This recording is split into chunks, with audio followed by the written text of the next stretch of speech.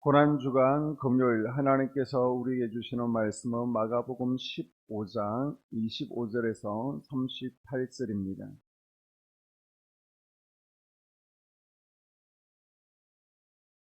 감사예물 김원석 정민성 권사 11조 박은자 홍원표 권사 가정 예물은 제가 따로 기도하도록 하겠습니다. 25절부터 38절까지 봉독합니다. 내가 제3시가 되어 십자가에 못 박으니라. 그 위에 있는 죄패에 유대인의 왕이라 썼고 강도 둘을 예수와 함께 십자가에 못 박으니 하나는 그의 우편에 하나는 좌편에 있더라. 지나가는 자들은 자기 머리를 흔들며 예수를 모욕하여 이르되 아하 성전을 헐고 사흘에 짓는다는 자여 내가 너를 구원하여 십자가에서 내려오라 하고 그와 같이 대제사장들도 서기관들과 함께 희롱하며 서로 말하되 그가 남은 구원하였으되 자기는 구원할 수 없도다. 이스라엘의 왕 그리스도가 지금 십자가에서 내려와 우리가 보고 믿게 할지어다 하며 함께 십자가에 못 박힌 자들도 예수를 욕하더라. 제6시가 되매 온 땅에 어둠이 임하여 제9시까지 계속하더니 제9시에 예수께서 크게 소리 지르시되 엘리 엘리 라마 사박다니 하시니 이를 번역하면 나의 하나님 어찌하여 나를 버리셨나이까 하는 뜻이라. 곁에 섰던 자 중 어떤 이들이 듣고 이르되 보라 엘리야를 부른다 하고 한 사람이 달려가서 해변에 신 포도주를 적셔 갈대에 깨어 마시게 하고 이르되 가만두라 엘리야가 와서 그를 내려주나 보자 하더라. 예수께서 큰 소리를 지르시고 숨지시니라. 이에 성소 휘장이 위로부터 아래까지 찢어져 둘이 되니라. 아멘. 아멘. 고난주간 특별 새벽기도회 오늘 마지막 5일째입니다. 5일 동안 또 우리 유치부 아이들부터 노년에 이를 소만소까지 다 참석하셔서 또 주님의 눈물과 고난에 동참하기 위해서 정말 감사하고요. 주님의 이름으로 축복합니다. 우리 좌우에 계신 분들에게 눈으로 인사하면서 승리하셨습니다. 마음으로 한번 인사 나누겠습니다. 승리하셨습니다. 감사합니다. 오늘은 성금요일, 예수님께서 십자가에 달리신 날이죠. 우리 인간이 던질 수 있는 질문은 예수님께서 왜 굳이 십자가에 죽으셔야만 했는가? 하나님이신데 그냥 네 죄를 사하노라, 내 죄를 사하노라 말씀만 하면 되시지 왜 굳이 우리 죄를 대신해서 죽으셔야만 했을까요? 그것도 왜 극심한 고통 가운데 십자가에서 죽임을 당하셔야만 했는지 함께 살펴보면서 은혜를 나누기를 원합니다. 예수님께서 십자가에 죽으신 이유는요, 하나님의 진노를 나를 대신해서 모든 인간을 대신해서 직접 받으시기 위해서 십자가에 달리셨습니다. 하나님은 자비의 하나님이십니다. 동시에 공의의 하나님이시죠. 하나님은 자비로우셔서 우리 인간이, 죄인들이 벌을 받는 것을 원하지를 않으십니다. 그냥 용서해 주기를 원하세요. 그러나 하나님은 또한 공의로우시기 때문에 우리의 죄는 반드시 묻고 따지고 벌하셔야만 하는 이 문제를 예수 그리스도 안에서 해결하신 줄로 믿습니다. 예수님 당시 죄인들의 처형법은 칼로 죽이거나 아니면 사자굴에 짐승에게 던지거나 십자가에 매달거나 시체와 함께 묶어 매장하는 법 등 잔인하고 끔찍했습니다. 이 가운데서도 십자가 처형이 가장 가혹한 처형법이었습니다. 십자가 처형법은 큰 나무로 만든 십자가에 사람을 묶어놓고 양 손목과 또 양발에 큰 못을 박아서 여러 시간 매달아서 피를 다 흘리게 하고 죽게 하는 방법입니다. 채찍 끝에는 쇠가 달려 있습니다. 그리고 못은 15cm 이상이 넘는 기다란 못입니다. 십자가의 무게는요 50kg 이상이 넘습니다. 참수형을 당한다면 그 고통은 잠깐에 끝나는 것이지만 십자가 처형은 숨을 거둘 때까지 십자가에 매달려 체중으로 인한 못 박힌 양손과 양발이 찢기는 극심한 고통과 피를 쏟으셔야만 합니다.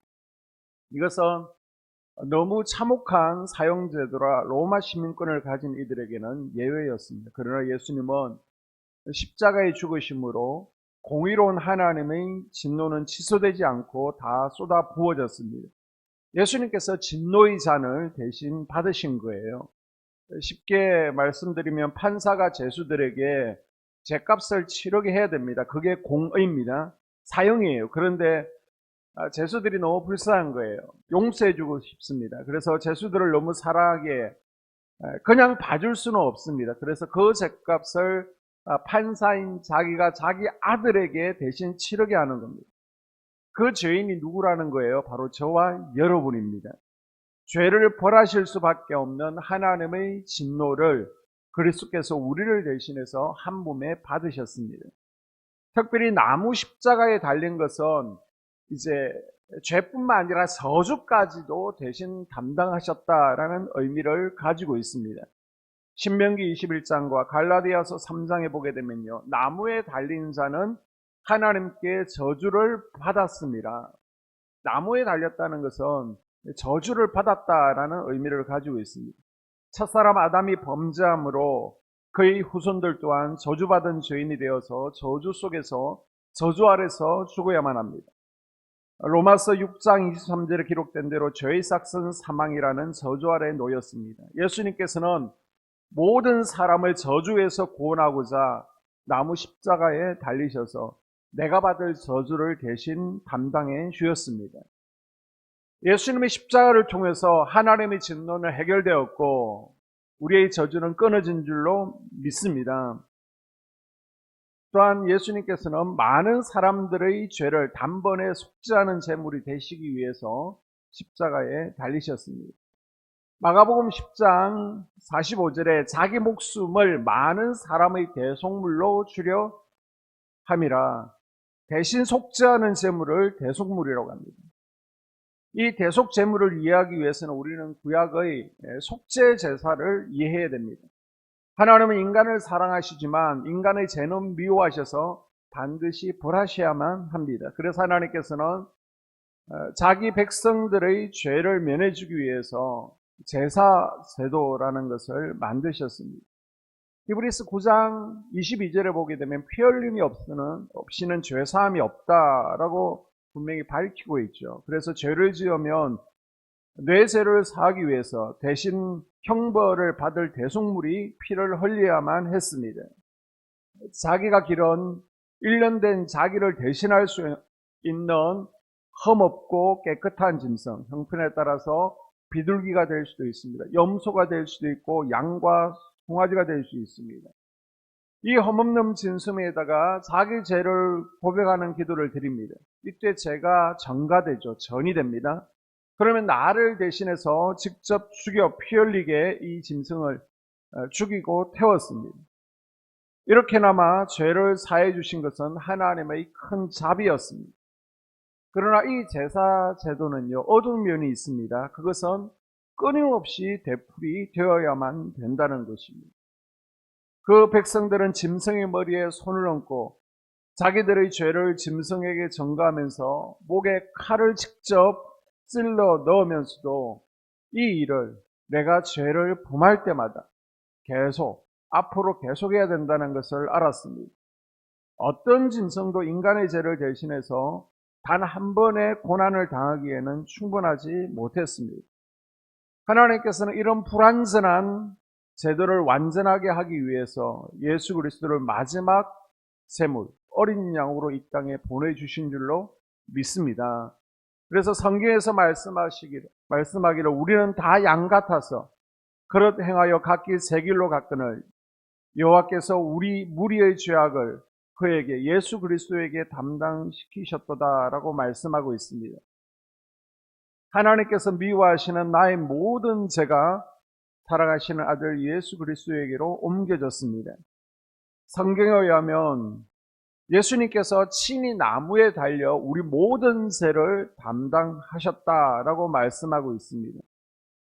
십자가에서 마지막 죄값이 치러졌을 때 예수님께서는 다 이루었다라고 말씀하셨습니다.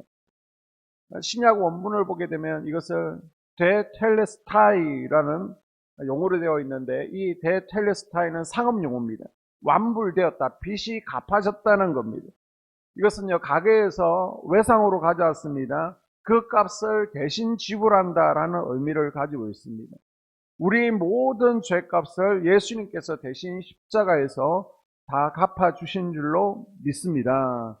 죄가 없으시고 죽으실 이유가 전혀 없는 분이셨지만 자기 목숨을 많은 사람들의 대속물이 되게 하심으로 단번에 우리가 하나님의 정죄에서 해방되었습니다. 그래서 로마서 8장에 보게 되면 이제 예수 안에 있으면 더 이상 정죄함이 없다라고 우리에게 분명히 밝히고 있습니다. 예수님께서 우리를 위해서 대속물이 되신 것은 하나님의 강요가 아니었죠. 요한복음 10장에 보게 되면 내 스스로 버리노라. 자신의 목숨을 값으로 지불하고서 우리를 구원하기로 스스로 작정하고 결정하신 것입니다. 스스로 자발적으로 십자가의 길을 가신 것입니다. 주님께서 자기 목숨을 많은 사람들의 대속물로 주려고 오셨다라고 할지라도 모든 사람들이 하나님의 진노에서 구출받는 것은 아닙니다. 하지만 그 기회는 모든 사람들에게 주어지죠. 우리는 그 기회를 붙들었기에 여기에 앉아있는 줄로 믿습니다. 그리고 아직 그 기회를 붙들지 못하였다면 오늘 이 시간 이 새벽에 붙들 수 있기를 주의 이름으로 축복합니다. 그러면 예수 그리스도의 십자가를 통해서 우리가 얻는 것은 뭐예요? 죄인이 의인이 되었습니다. 의인이 된 것이 아니라 의인처럼 여겨주신다는 거예요. 그리고 사망에서 생명으로 옮겨졌습니다. 우리는 죄사함의 용서를 받았고요. 구원을 얻었습니다. 지옥 갈 영혼들이 천국 가게 된 줄로 믿습니다. 이제는 종의 자녀가 아니라 하나님의 자녀들이 되었습니다. 예수님께서 십자가에서 짊어지신 것이 한 가지가 아닙니다. 세 가지입니다. 우리의 죄를 담당하셨을 뿐만 아니라 우리의 연약함도 담당하셨습니다. 우리의 질병도 담당하셨습니다. 그래서 하나님의 백성들이 이 땅을 살아가면서 건강하게 사는 것은 내 소원일 뿐만 아니라 하나님의 뜻이기도 합니다. 그래서 혹시 육신에 불편함이 있다면, 몸이 연약하다면, 그리고 내가 질병을 가지고 있다면 우리 하나님께서도 여러분이 이 땅에서 건강하게 살아가기를 원하십니다. 그래서 이 새벽에 기도할 때 성령님께 나를 만져 주시옵소서, 나를 내어놓으세요. 그리고 저녁에 특별히 치유 집회가 있습니다. 우리가 하나님께서 창조하신 본래의 건강한 몸으로 회복되어지는 역사가 있게 해달라고, 하나님께서 나에게 구원의 치유의 은혜를 베풀어 달라고 기도하고, 또 그 은혜가 임하는 오늘 저녁이 될 수 있기를 주의 이름으로 축복합니다.